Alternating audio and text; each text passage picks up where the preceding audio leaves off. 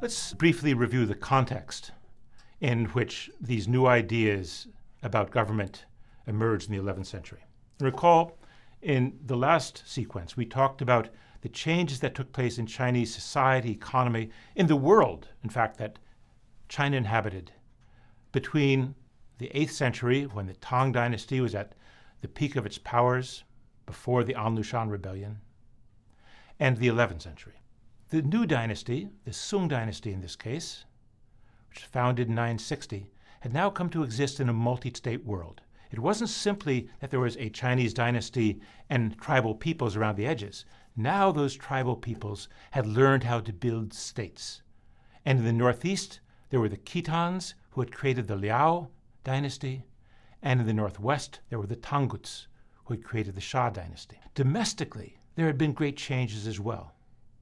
Now, 50% or more of the population lived in the south. And by the 1070s, probably the bulk of officials, certainly the bulk of officials who were making policy, were coming from the south. The south was different from the north, which had lost population. The south had a riverine economy, that is, water transport was easily available and cheap. It was commercializing, and commerce was playing an ever larger role. And in fact, in the Sung Dynasty, for the first time, taxes on commerce start to become a larger share of government revenues than taxes on land. It was a world socially without great clans. The aristocratic or state aristocracy that had come into existence during the medieval period and survived well into the Tang Dynasty to the very end had now disappeared for reasons we've already talked about.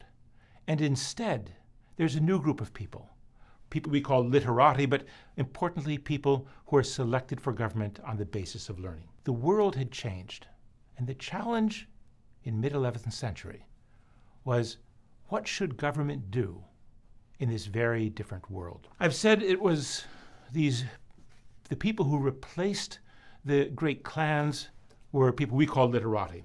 Well, that's how we translate the Chinese word shi, this word we've come across a number of times since the times of Confucius, a word that has gone through Chinese history as the common term for the elite, for that particular top layer, small top layer of society that was both a cultural elite and a social elite and a political elite. I've translated the term shi as literati because by the 11th century, a growing number of people are starting to see that what makes one a shi is not heredity, not the family you came from, which would have been true in Tang, but the learning you have acquired. Learning that can be proven and demonstrated and, above all, tested. In the late 10th century, the government decides that, given that they're no longer aristocrats, no longer families of long service to government, that they're going to recruit officials through an examination. We call the civil service examination. These would be people who entered government on the basis of learning, and that learning would be tested by competitive examinations. And this is important to keep in mind because when Wang and Sima and Su passed, what the examination tested was in fact one's literary ability. The very first test in the examinations was a test of your ability to compose poems. To give you some sense of how literati saw themselves, let me tell you a joke, a literati joke from the late 11th century.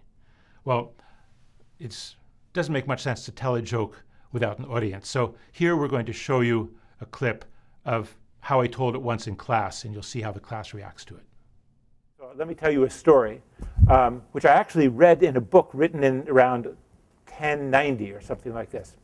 And the story is of a prefect.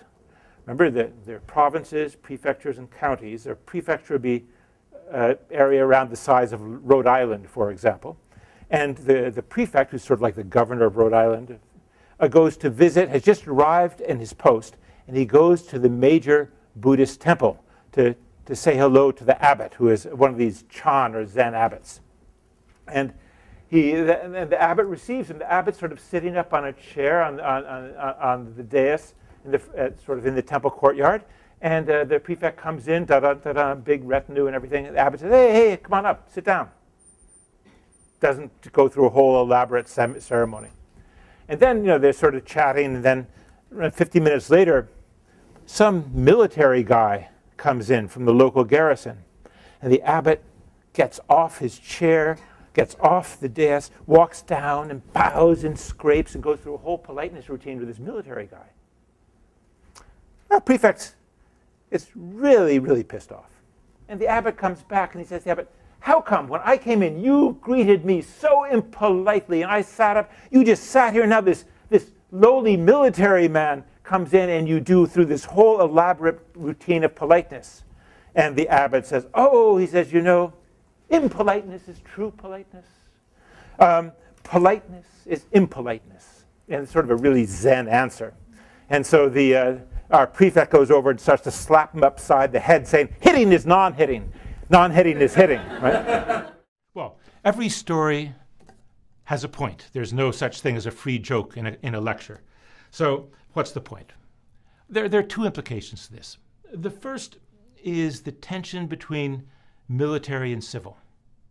We had gone back to the period after the Tang Dynasty. Military figures had the power. They may not have always had the cultural prestige, but they certainly had the power. What's happened now is that our prefect, right, a civil official, is making it very clear to the monk that civil officials have precedence over the military. So that's a political change. Who controls power? What kind of government is this to be? It's going to be a civil government, and civil interests will triumph over military interests. The second issue is ideological. The monk is being dismissed by the official on the grounds that he's just talking nonsense. He can't say what he's saying. The official doesn't say it. The official regards himself as a good Confucian scholar official. The monk is a Buddhist, a Chan Buddhist, a Zen Buddhist.